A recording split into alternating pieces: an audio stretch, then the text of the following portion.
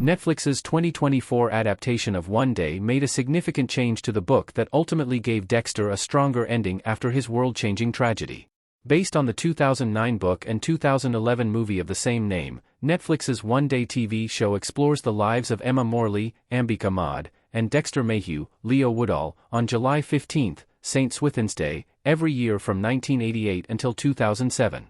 However, only a few years after the pair finally get to a place where they can be together in 1999, Emma and Dexter's lives together are cut short when she's fatally struck by a car while riding her bike in 2002. Emma's unexpected death in the penultimate episode gives One Day a tragically heartbreaking ending, as audiences spent 13 episodes watching the couple grow and finally get together after 11 years, only for it to be gone in an instant.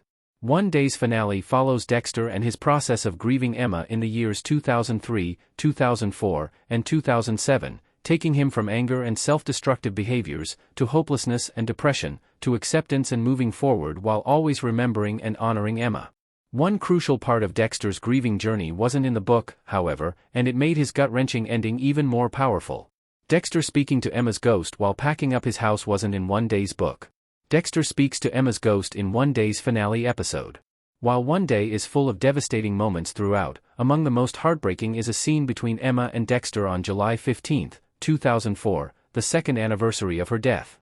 On that day, after everyone has left, Dexter goes into a room with boxes of Emma's belongings and mourns his wife as he sits with his back against the wall. A tearful Dexter then imagines himself speaking to Emma's ghost, as she makes jokes about her appearances in her 20s and consoles Dexter by reminding him that it won't always be like this, and that time will help him move forward. As emotionally resonant as this scene was, it wasn't part of David Nichols' One Day book.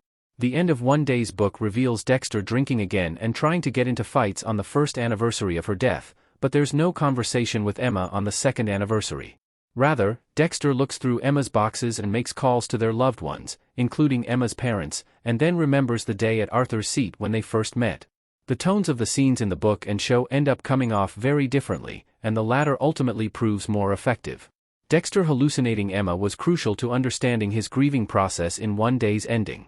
Dexter holds Emma's face in One Day.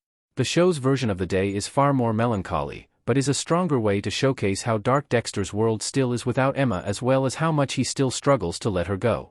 Even though it's been 2 years without Emma, he can't live without her, so much so that he imagines her speaking to and consoling him when he's sitting alone with her belongings in a dark room. Although it's still upsetting, there's a sense in the novel that Dexter has already begun to move forward long before, but still finds himself broken when reminiscing about her. In Netflix's version of Emma's second death anniversary in One Day, Dexter still has plenty more work to do before he can fully move forward, but he's getting there with the help of Emma. He feels deep guilt for even trying to move on or be happy without her, but he knows that she would want him to keep going forward and heal with time. This version of the scene is really important in how it contrasts Dexter's self-destructive mourning from the first year, but shows that he's still making progress despite still being unable to imagine his future without Emma. What's more heartbreaking about this scene is it shows exactly where he is in the denial stage of his grief. The Emma who is speaking to Dexter in One Day's finale isn't Emma at all, but rather a memory of her concocted by how Dexter remembers her. Therefore, the advice that Emma gives Dexter and the smiles that she puts on his face in that scene are all his own making. He just can't bring himself to accept that she's gone, and he will be able to move forward without her, making for an especially poignant representation of his agonizing journey of grief. One Day's new reunion scene on Emma's second death anniversary was also necessary for Dexter's healing journey. Another improvement that Netflix's One Day show made from the 2009 book also had to do with the events that occurred on July 15, 2004. In the novel, Dexter spent the second anniversary of Emma's death with his daughter, Jasmine, and new girlfriend, Maddie, and simply made calls to their friends and family members like Tilly and Ian. The TV show changes this date to be much more optimistic for Dexter and the other One Day characters' futures as they all gather together to celebrate Emma's life. By changing this event to a physical reunion rather than a series of phone calls that Dexter admits hardly even mention Emma, the Netflix show gives Dexter a stronger sense of community and the support system he truly needs during this time.